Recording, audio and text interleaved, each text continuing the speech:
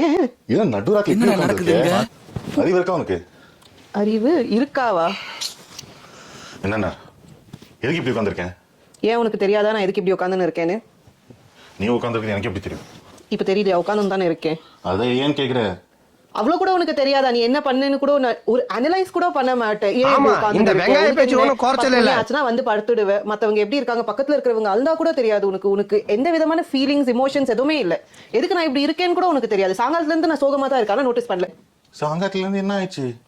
அதுதானே, நீ என்ன பத்தி யோசிச்சாதானே உனக்கு தெரியும் எனக்கு என்ன ஆச்சுன்னு. நீ எங்க? உனக்கு தான் என்ன பத்தி யோசிக்கலாம் டைமே இல்லையே. ஃபர்ஸ்ட் நல்லா யோசி. ஓ, உனக்கு தூக்கம் தான் இம்பார்ட்டன்ட்டா இப்போ? அம்மா சாமி, எதனா ஒண்ணு சொன்னா அது ஏறி பிடிச்சுக்கோ. நீ எதை ஏறி பிடிச்சுக்கோ? பேசு, நீ என்ன பேசலாம் என்கிட்ட கவுண்டர் இருக்குது. சிரிக்கிற ஒருத்தர் உன் பக்கத்துல இருக்கிறவங்க வந்து சோகத்துல இருக்கிற சிரிக்கிறீங்க. உங்ககிட்ட எல்லாம் பேசுறதுக்கு சும்மா இழுத்து